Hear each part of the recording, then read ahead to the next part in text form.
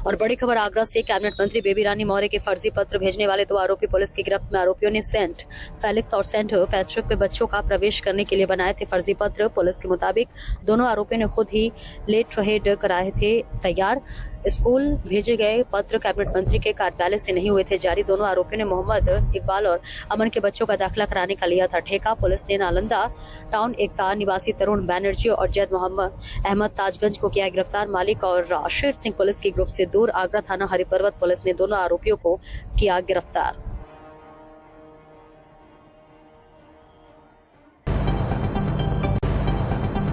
बांग्लादेश में जिस प्रकार से हिंदुओं के खिलाफ हिंसा हो रही है, जिसको लेकर हिंदूवादियों में आक्रोश और लगातार बांग्लादेश का विरोध कर रहे हैं।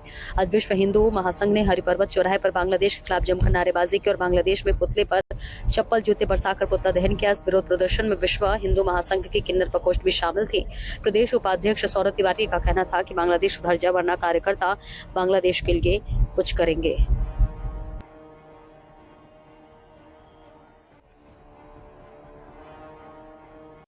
मेरा सौरभ तिवारी है, मैं सिद्धू महासंघ का प्रदेश उपाध्यक्ष हूँ। सौरभ जी, जिस प्रकार से आप विरोध कर रहे हैं, क्या है पूरा विरोध ये है, बांग्लादेश को होश में आना चाहिए। हिंदुओं के साथ जो कर रहे हैं इस तरह, तो हमारे यहाँ भी जो ऐसे लोग रहते हैं तो हम भी लोग कर सकते हैं, इसलिए होश में आना चाहिए। वरना हमारी भी सिद्धू महासंघ पूरा उत्तर प्रदेश बांग्लादेश की तरफ जाने का कष्ट करेगा। मीनू अग्रवाल, मैं मातृ शक्ति प्रकोष्ठ से हूँ। तो मैं यही कहना चाहती हूँ, जिस तरह से हमारे हिंदू भाइयों को मतलब जलाया जा रहा है बांग्लादेश में, वहाँ की सरकार सो गई है या वहाँ का कानून कोई प्रावधान रहा नहीं है, तो हम सारे हिंदू मिलकर उस हिंदू भाई के लिए जो वीर भाई खत्म हुए हैं उसके लिए संतावना रखते हुए और उनके बांग्लादेश के सरकार के विरोध में आज ये उनका पुतला जला रहे हैं। जय श्री राम। और इस बीच बड़ी खबर सामने आ रही है। अलीगढ़ से अवैध खनन के कारोबार से स्थानीय पुलिस बेखबर। सोना और हामी चला रहे इलाके में खुलेआम खनन का कारोबार। खनन करती जेसीबी और डंपर की वीडियो वायरल शाम ढलते ही शुरू हो जाता है अवैध खनन का कारोबार। अवैध खनन के डंपर में भर भर कर जा रही मिट्टी वीडियो वायरल। दिन ढलते ही जेसीबी और डंपर हो जाते हैं शुरू। अवैध खनन से स्थानीय लोग परेशान, शिकायत के बाद भी नहीं होती कार्रवाई। दिन रात चल रहे अवैध खनन के डंपर से रोड का हाल बेहाल।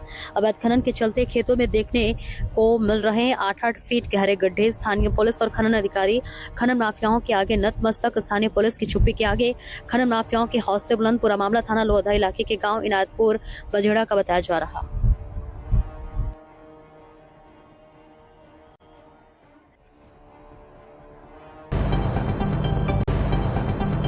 खबर आ रही है जम्मू कश्मीर के जिला राजौरी के तहसील सुंदरबनी से, जहां पर आज अटल बिहारी वाजपेयी जी की 101वीं जयंती पर 25 दिसंबर 2025 को भाजपा के वरिष्ठ नेता और पूर्व प्रधानमंत्री अटल बिहारी वाजपेयी की 101वीं जयंती बनाई गई। उन्हें भारत में सबसे सम्मानित राजनेताओं में गिना जाते हुए एक महान नेता होने के साथ साथ कवि भी थे और भाजपा के वरिष्ठ नेताओं में शामिल थे। आप देख रहे हैं जिला राजौरी सुंदरबनी से सुरेंद्र डोगरा की रिपोर्ट।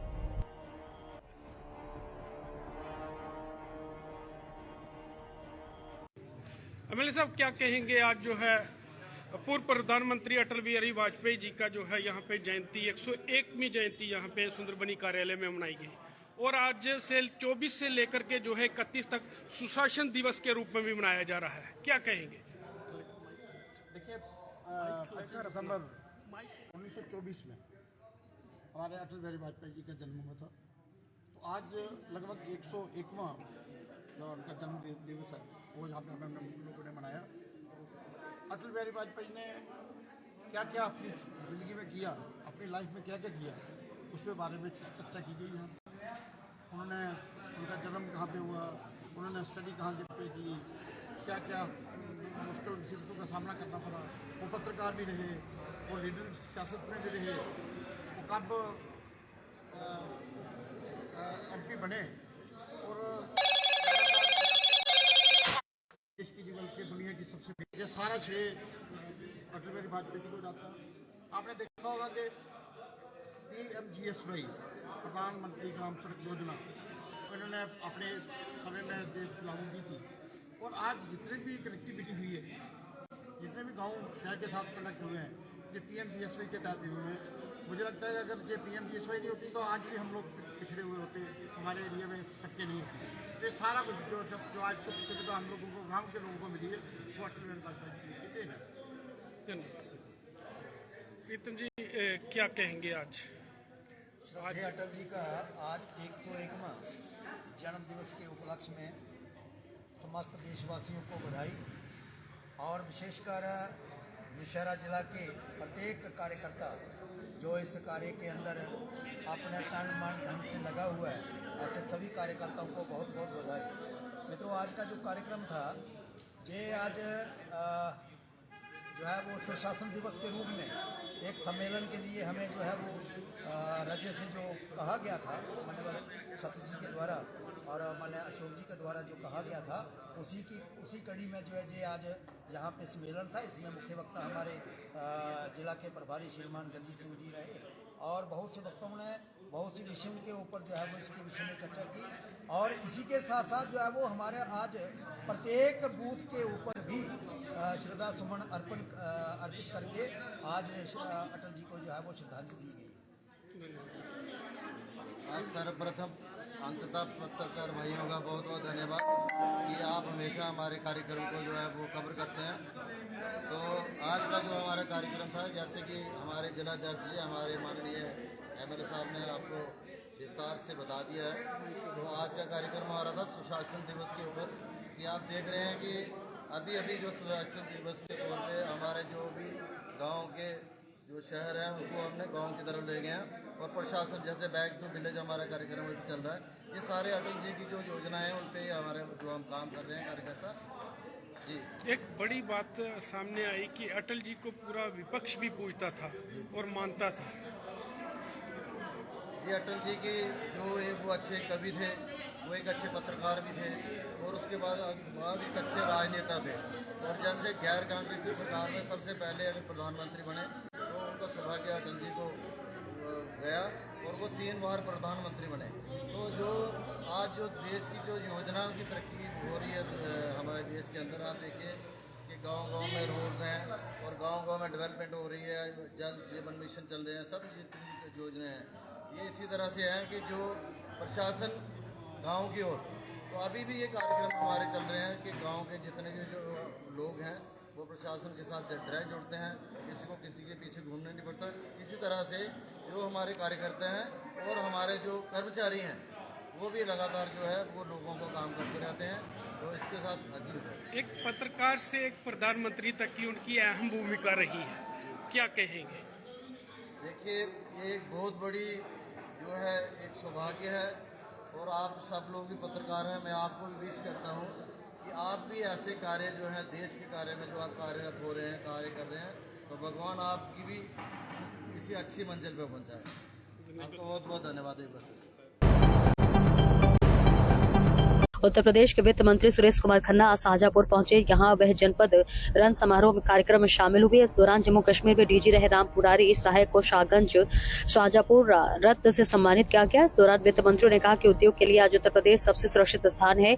यहाँ कोई रंगदारी नहीं मांगता, अगर मांगता है तो सीधे बुलडोजर चलता है। सरकार का सीधा संदेश है कि zero tolerance against crime, zero tolerance against corruption. उन्होंने कहा कि उत्तर प्रदेश में आज रोड कनेक्टिविटी बढ़ी है। मोबाइल का 60% उत्पादन अकेले उत्तर प्रदेश करता है। शाहजहांपुर रन सम्मान समारोह का कार्यक्रम अटल बिहारी वाजपेयी ऑडिटोरियम में हुआ, जहां वित्त मंत्री सुरेश कुमार खन्ना ने सभी को स्वर्गीय अटल बिहारी वाजपेयी की जयंती की बधाई दी।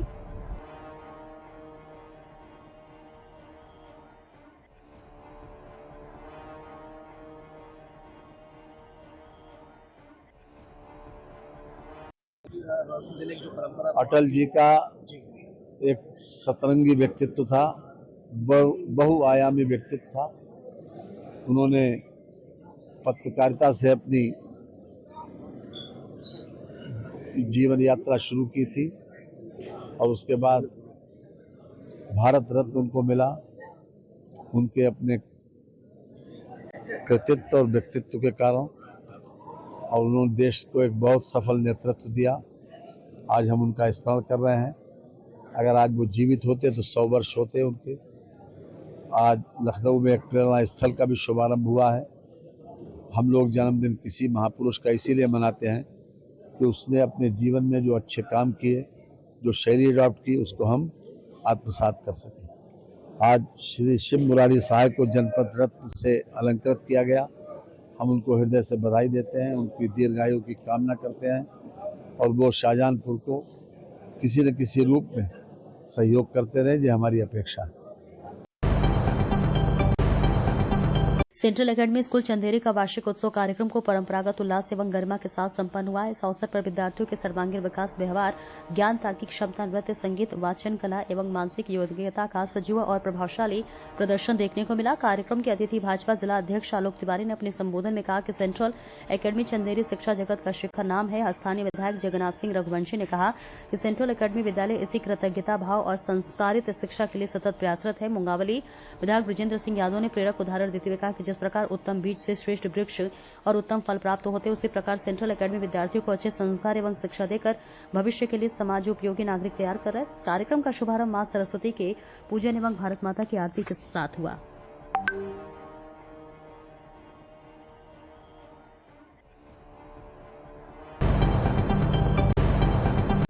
अगली खबर पंजाब के जिला अमृतसर से है। यहां पंजाब एंड सिंध बैंक ने आज अमृतसर के बॉर्डरलैंड के होटल स्टार्लिंग में एक बड़ा मेगा प्रॉपर्टी शो ऑर्गेनाइज किया गया। ये खास इवेंट बैंक के अमृतसर, फरीदकोट और गुरदासपुर जोनल ऑफिसर के साथ मिलकर ऑर्गेनाइज किया गया था, जिसका मुख्य मकसद 30 दिसंबर 2025 को होने वाले ई ऑक्शन के लिए चुनी गई प्राइम रेजिडेंशियल और कॉमर्शियल प्रॉपर्टीज को दिखाना था। इस इवेंट की अध्यक्षता जोनल मैनेजर श्री गुरमीत सिंह जी ने की। उसके साथ chief manager Shri Praveen Kumar Raj, chief manager Shri Chandrapal Mehrami, senior manager Shri Manish Kumar, manager Shrimati Shrutipal और मैनेजर श्री गुरप्रीत सिंह खासतौर पर मौजूद रहे। इसके अलावा गुरदासपुर और फरीदकोट जोन के दूसरे सीनियर ऑफिसर भी प्रोग्राम में शामिल हुए।